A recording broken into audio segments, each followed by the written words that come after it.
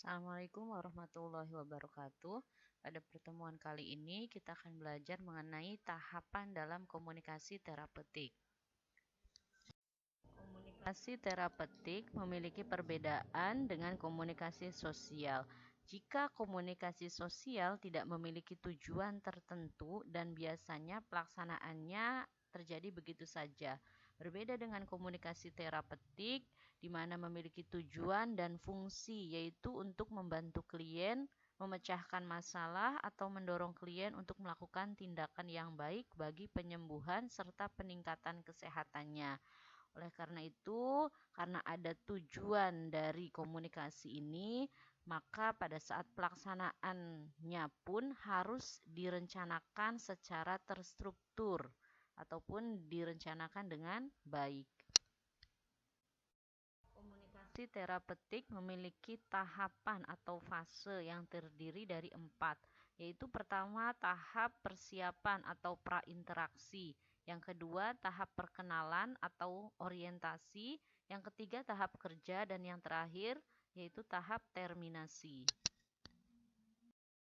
Tahapan yang pertama pada komunikasi terapeutik adalah tahap persiapan atau prainteraksi.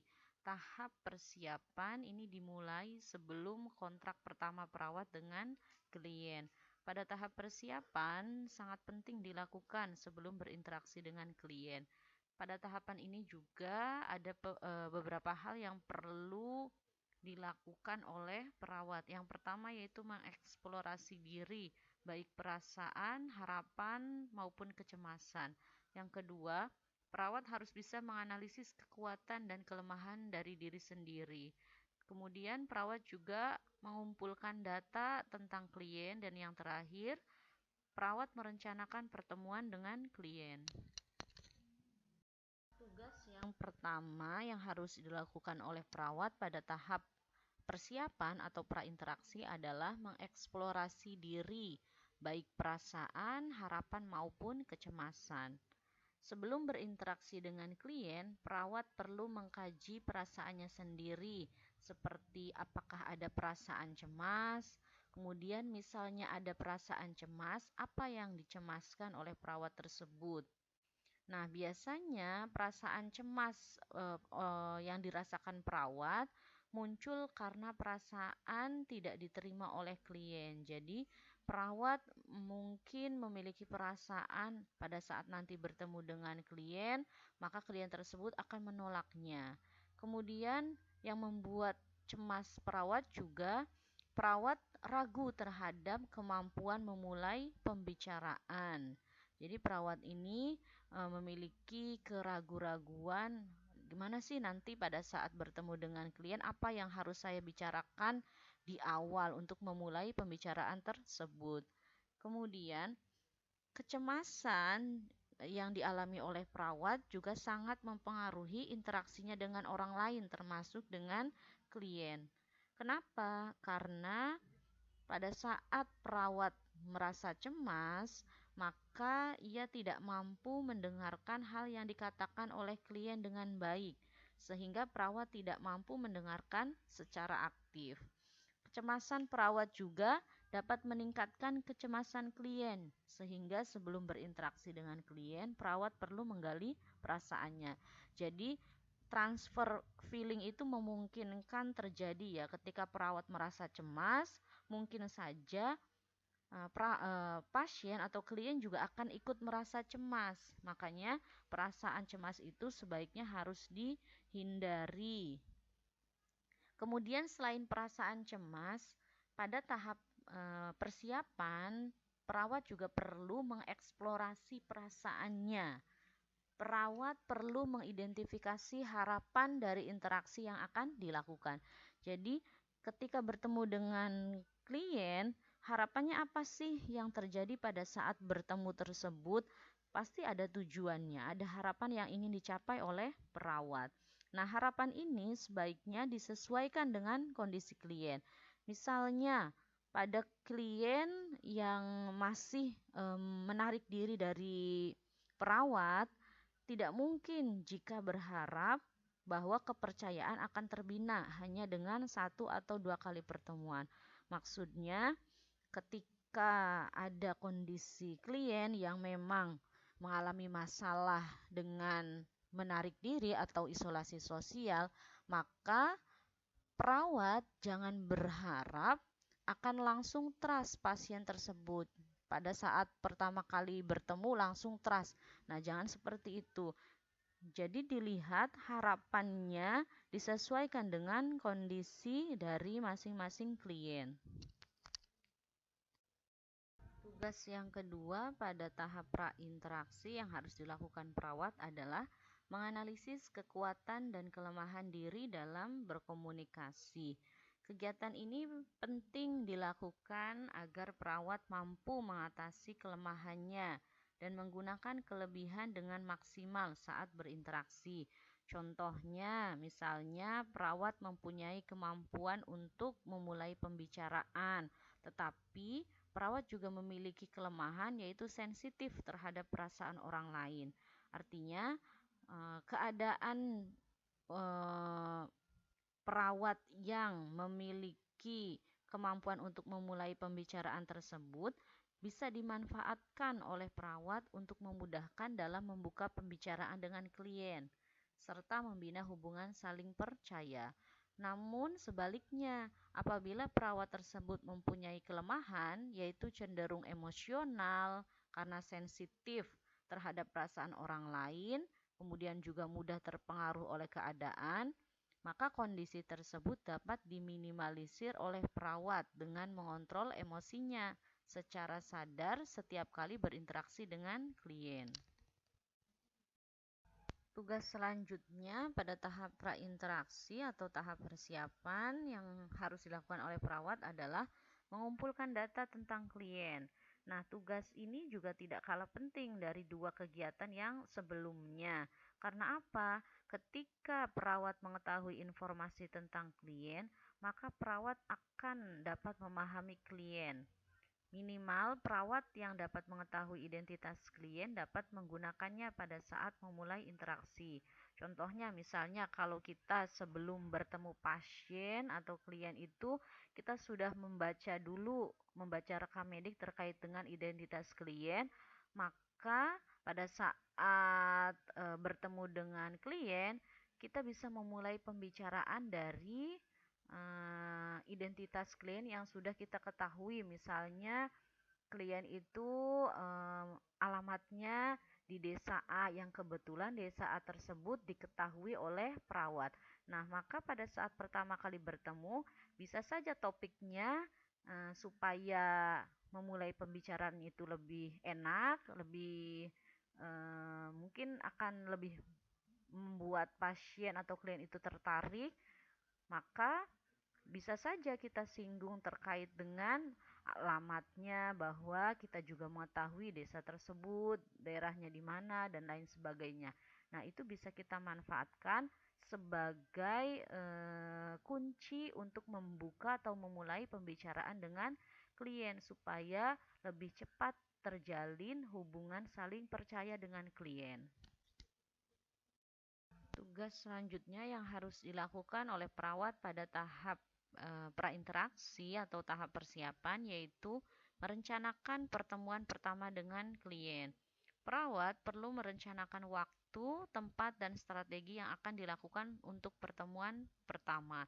Jadi, waktu yang akan dibutuhkan ketika nanti bertemu dengan klien itu kira-kira berapa lama, kemudian tempatnya di mana, kemudian strategi apa yang dilakukan oleh perawat pada saat nanti bertemu dengan klien, yang sekiranya harapan dari perawat itu bisa tercapai melalui strategi-strategi yang sudah direncanakan oleh perawat sebelumnya di tahap prainteraksi. Berikut beberapa contoh pertanyaan perawat kepada diri sendiri pada tahap prainteraksi atau tahap persiapan. Yang pertama adalah, apa yang akan saya tanyakan saat bertemu dengan klien nanti? Kemudian bagaimana respon saya selanjutnya? Adakah pengalaman interaksi yang tidak menyenangkan? Atau bagaimana tingkat kecemasan saya? Nah, beberapa pertanyaan tersebut harusnya bisa dijadikan oleh perawat untuk mengevaluasi diri sendiri, sejauh mana kesiapan kita sebelum bertemu dengan klien. Contohnya pada pertanyaan yang terakhir, bagaimana tingkat kecemasan saya? Apakah ada kecemasan? Misalnya pun ada, pada tingkat yang seperti apa kecemasan tersebut? Ketika itu dialami oleh perawat, maka perawat harus segera melakukan tindakan untuk mengurangi atau menghilangkan kecemasan yang dimiliki oleh perawat sebelum perawat bertemu dengan klien. Tahapan yang kedua dalam komunikasi terapeutik yaitu tahap perkenalan atau orientasi. Pada tahap perkenalan dilakukan perawat saat pertama kali bertemu dengan klien. Pada saat berkenalan, perawat harus memperkenalkan diri terlebih dahulu. Artinya, sikap tersebut menunjukkan bahwa perawat telah bersikap terbuka kepada klien. Harapannya apa? Kalau perawat sudah bersikap terbuka, maka dapat mendorong klien juga akan terbuka dengan kita. Kemudian, tahap perkenalan dilaksanakan setiap awal pertemuan, baik pada pertemuan pertama, kedua, dan selanjutnya. Tujuannya apa? Untuk memvalidasi keakuratan data dan rencana yang telah dibuat. Pada tahapan ini, peran utama perawat adalah memberikan situasi lingkungan yang peka dan menunjukkan penerimaan, serta membantu klien dalam mengekspresikan perasaan dan pikirannya. Tugas perawat pada tahap orientasi atau perkenalan adalah yang pertama, membina hubungan saling percaya, menggali pikiran dan perasaan serta mengidentifikasi masalah klien, membuat kontrak, selanjutnya yang terakhir yaitu merumuskan tujuan bersama klien. Pada tahap orientasi juga merupakan dasar bagi hubungan terapeutik antara perawat dengan klien dan akan menentukan pada tahapan selanjutnya. Artinya apa? Ketika pada tahap perkenalan klien itu sudah menolak kita, tidak menerima kita, maka tidak akan mungkin akan kita lewati juga tahapan selanjutnya yaitu tahap kerja. Jadi pada tahapan ini merupakan tahap yang sangat menentukan atau merupakan dasar bagi hubungan antara perawat dengan klien. Tugas yang pertama yang harus dilakukan oleh perawat pada tahap orientasi adalah membina hubungan saling percaya. Hubungan saling percaya merupakan kunci dari keberhasilan suatu hubungan terapeutik. Mengapa? Ketika tidak ada rasa saling percaya, maka tidak akan mungkin terjadi keterbukaan di antara perawat dan klien. Hubungan yang dibina juga tidak bersifat statis, artinya dapat berubah-ubah bergantung pada situasi dan kondisi. Kemudian, bagaimana caranya mempertahankan atau memelihara hubungan saling percaya dengan klien? Maka perawat harus bersikap terbuka, jujur, ikhlas, menerima klien apa adanya, menepati janji, serta menghargai klien. Tugas kedua pada tahap orientasi adalah merumuskan kontrak bersama klien. Kontrak ini sangat penting untuk menjamin kelangsungan sebuah interaksi. Kemudian kontrak yang harus disetujui dengan klien antara lain adalah tempat, waktu pertemuan, dan topik pembicaraan. Seandainya misalnya kontrak tersebut sudah dibuat pada pertemuan sebelumnya, sebelum tahap orientasi, maka tugas perawat pada tahap ini hanya mengingatkan klien tentang kontrak yang telah dibuat. Kemudian pada saat merumuskan kontrak, ada hal yang perlu dipahami oleh perawat dan dijelaskan juga kepada klien. Peranan dari perawat tersebut itu apa?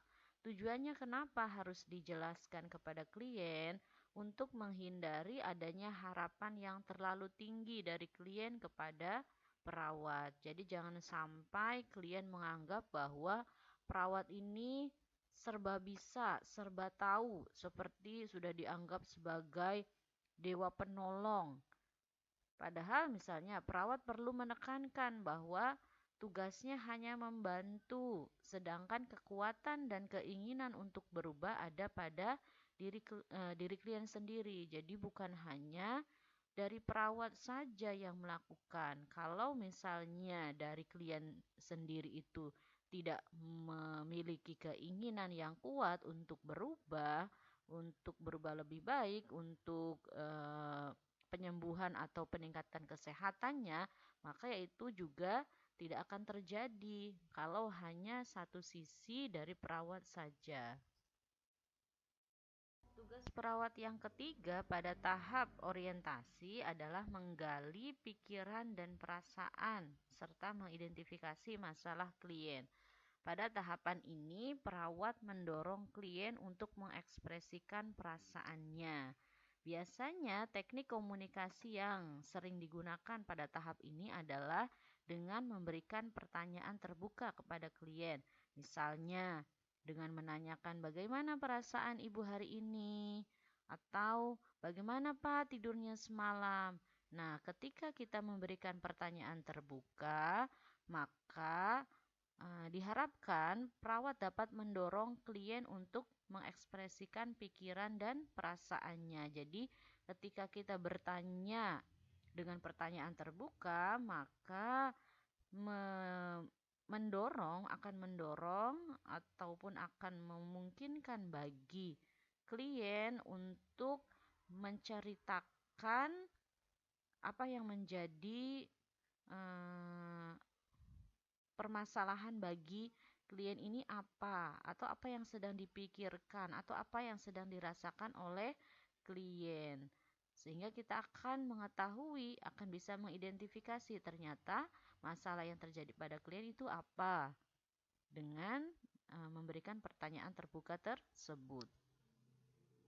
Tugas keempat yang harus dilakukan perawat pada tahap orientasi adalah merumuskan tujuan bersama klien.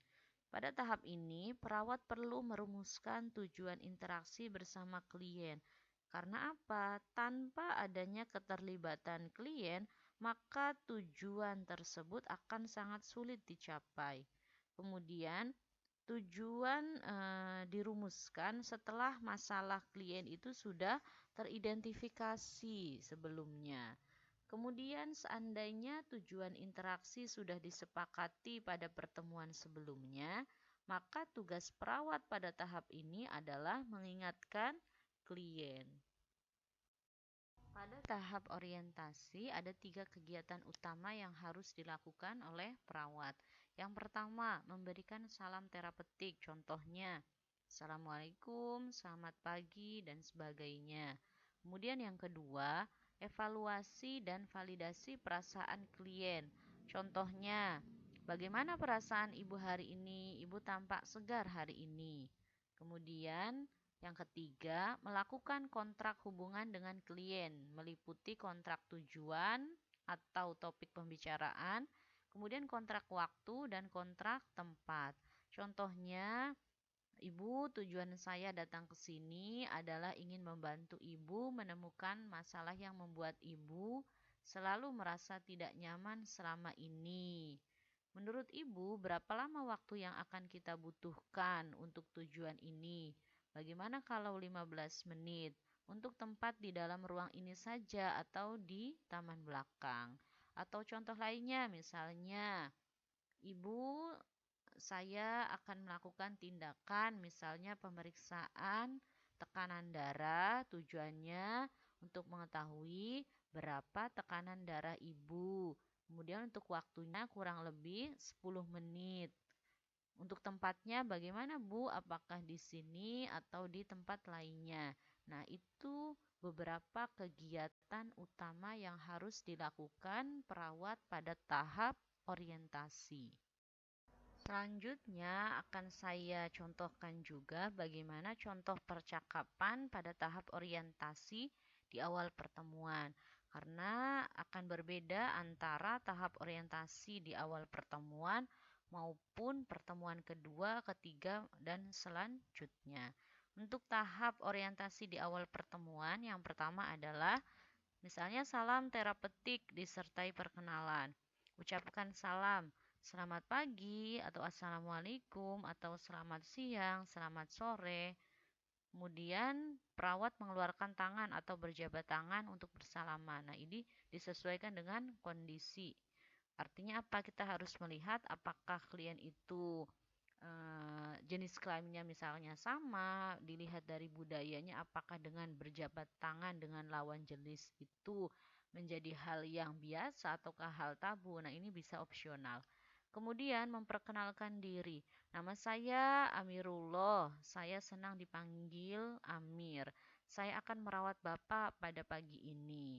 Kemudian menanyakan nama klien. Nama Bapak atau Ibu siapa? Senang dipanggil apa? Kemudian selanjutnya kegiatan evaluasi validasi. Apa yang Ibu rasakan di rumah? Apa yang terjadi di rumah sampai Ibu datang ke sini? Kemudian langsung kontrak. Yang pertama itu topik. Bagaimana kalau kita bercakap-cakap sebentar? Atau bagaimana kalau saya periksa Ibu sebentar? Untuk waktu, kita akan bercakap-cakap selama 10 menit atau kita akan membutuhkan waktu untuk pemeriksaan itu kurang lebih 10 menit. Kemudian tempatnya, jika klien tidak di tempat tidur, sesuaikan dengan keadaan. Nah, itu contoh dari percakapan tahap orientasi di awal pertemuan.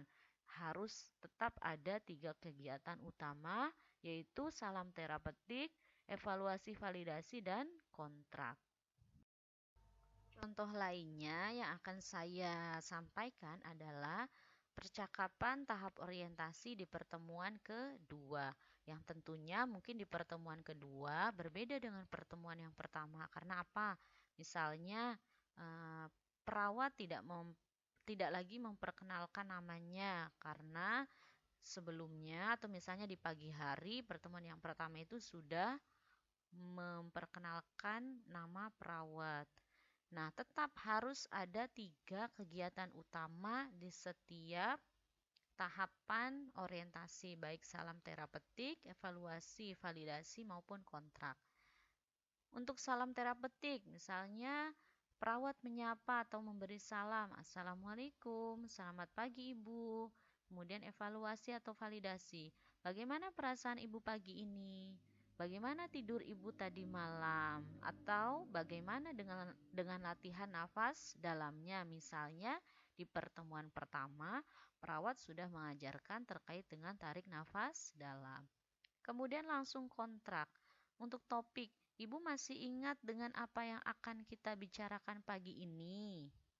Baik Bu, pagi ini saya akan mengganti perban Ibu dan nanti saya akan membantu Ibu latihan duduk.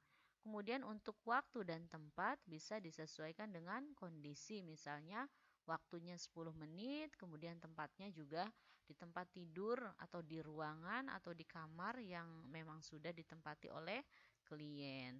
Itu contoh percakapan dari tahap orientasi di pertemuan kedua dan seterusnya. Tahapan yang ketiga dalam komunikasi terapeutik adalah tahap kerja. Tahap kerja merupakan inti dari keseluruhan proses komunikasi terapeutik. Pada tahap ini, perawat dan klien bekerja sama untuk mengatasi masalah yang dihadapi oleh klien.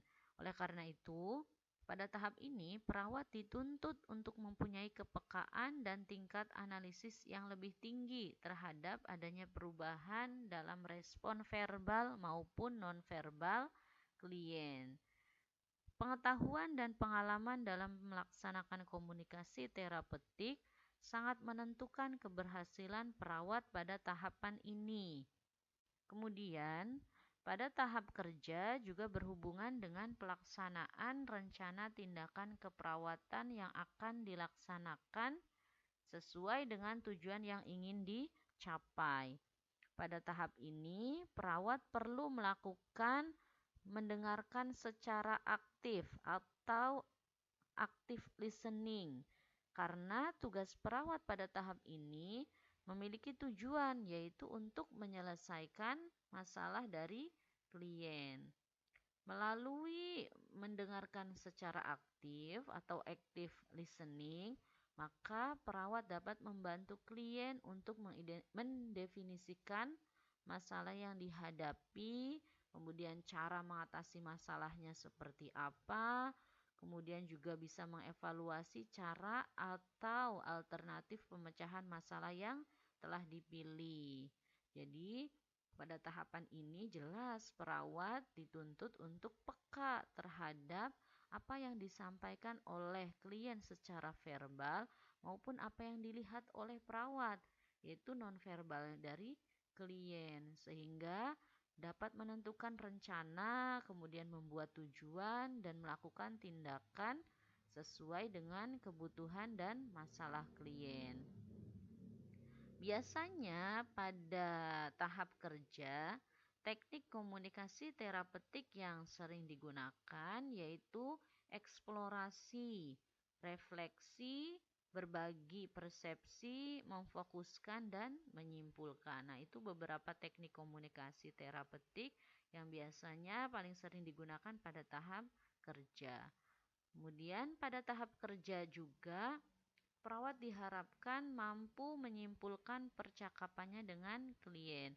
Jika perawat tidak menyimpulkan permasalahan yang dihadapi klien, dapat terjadi ketidaksamaan persepsi antara perawat dengan klien, sehingga penyelesaian masalah tidak terarah dan tidak relevan dengan hasil yang diharapkan, dan menyebabkan masalah klien menjadi tidak terselesaikan. Nah, itu untuk tahapan kerja. Tahap yang terakhir dalam komunikasi terapeutik adalah tahap terminasi. Nah, tahap terminasi ini merupakan akhir dari pertemuan perawat dengan klien. Pada tahap terminasi dibagi menjadi dua, yaitu terminasi sementara dan terminasi akhir. Pertemuan perawat klien terdiri atas beberapa kali pertemuan. Setelah terminasi sementara, perawat akan bertemu kembali dengan klien pada waktu yang telah ditentukan. Sedangkan pada terminasi akhir terjadi jika perawat telah menyelesaikan proses keperawatan secara keseluruhan. Jadi misalnya pasien baru datang ke ruangan, misalnya ruang penyakit dalam, kemudian baru dilakukan pengkajian dan tindakan keperawatan yang pertama oleh perawat. Pada saat selesai melakukan tindakan keperawatan tersebut, maka yang akan dilakukan adalah ada tahap terminasi sementara karena masih dilakukan pertemuan selanjutnya untuk melakukan tindakan yang kedua maupun tindakan setelahnya selanjutnya. Berbeda dengan terminasi akhir, nah itu akan terjadi ketika klien sudah menyelesaikan secara keseluruhan dari proses keperawatan.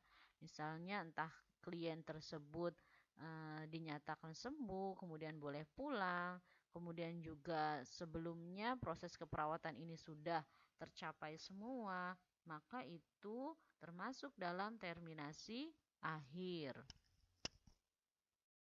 Sama halnya dengan tahapan-tahapan sebelumnya di mana perawat juga memiliki tugas pada setiap tahapannya, termasuk juga tahapan terminasi. Ada beberapa tugas yang harus dilakukan oleh perawat di tahapan ini. Apa saja tugasnya? Yang pertama yaitu mengevaluasi pencapaian tujuan dari interaksi atau sering kita dengar dengan istilah evaluasi objektif. Kemudian melakukan evaluasi subjektif. Tugas yang ketiga yaitu menyepakati tindak lanjut, dan tugas yang terakhir membuat kontrak untuk pertemuan selanjutnya. Nah, itu beberapa tugas yang dilakukan perawat pada tahap terminasi. Tugas yang pertama pada tahap terminasi yaitu mengevaluasi pencapaian tujuan dari interaksi atau sering disebut dengan istilah evaluasi objektif. Perawat meminta klien menyimpulkan hasil diskusi atau hasil tindakan yang telah dilakukan perawat bersama klien.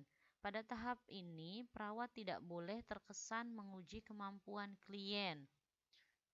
Perawat mungkin dapat mengatakan, misalnya, "Baiklah, sekarang bisa tidak Bapak atau Ibu ulangi lagi mengenai apa yang sudah kita bicarakan tadi?"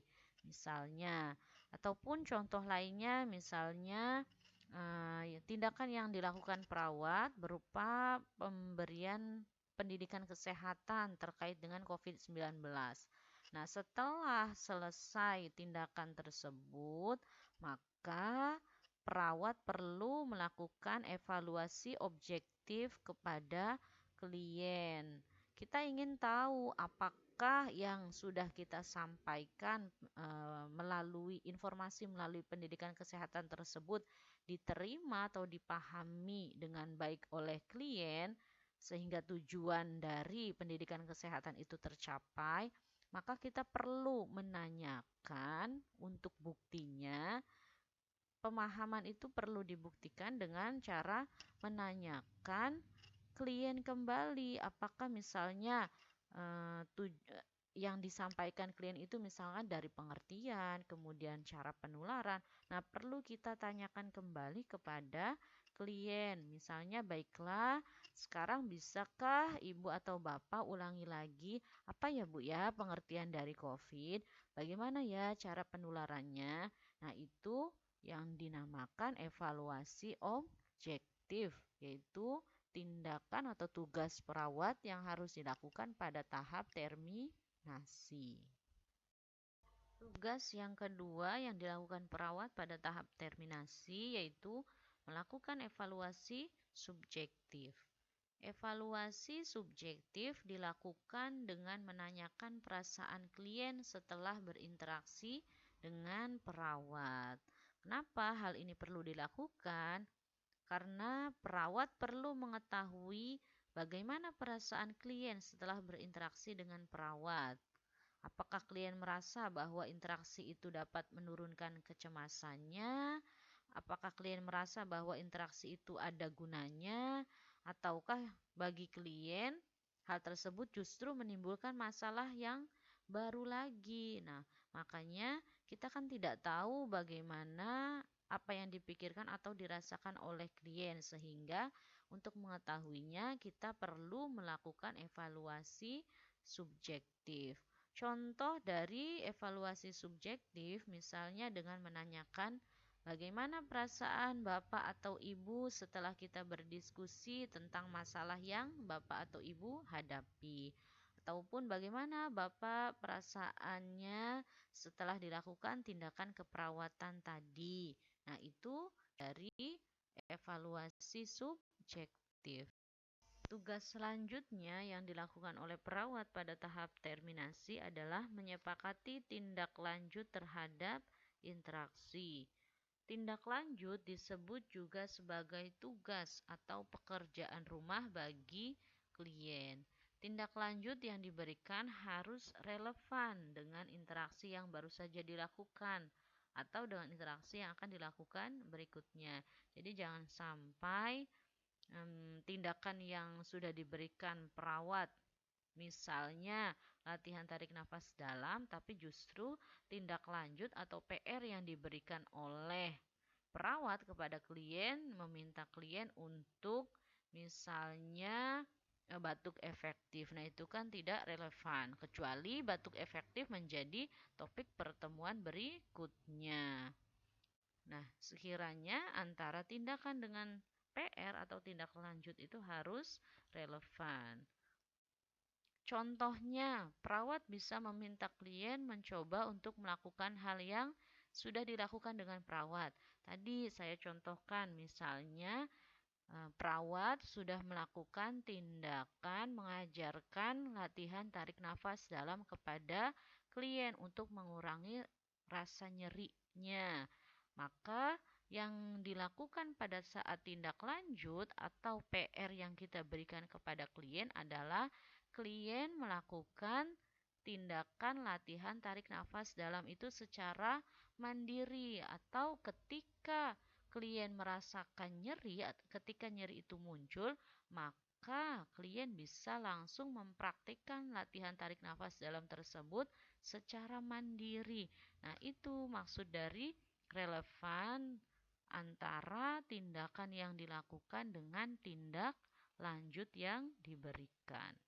Kemudian, tindak lanjut dievaluasi pada tahap orientasi pada pertemuan berikutnya. Jadi, ketika pertemuan ini sudah disepakati untuk pertemuan selanjutnya, kemudian waktunya kapan, topiknya tentang apa, kemudian juga tempatnya di mana, maka tindak lanjut atau PR yang sudah kita berikan tadi, misalnya latihan tarik nafas dalam, kita evaluasi pada tahap selanjutnya, di pertemuan selanjutnya, yaitu pada tahap orientasi. Nanti pada saat pertemuan tersebut kita tanyakan bagaimana yang sudah dilakukan oleh klien. Apakah klien ini sudah melakukan latihan tarik nafas secara mandiri ataukah belum?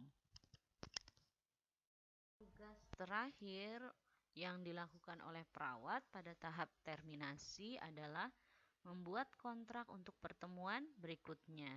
Nah, kontrak ini penting dibuat agar terdapat kesepakatan antara perawat dan klien untuk pertemuan berikutnya. Kontrak yang dibuat termasuk tempat, waktu, dan tujuan interaksi atau topik pembicaraan.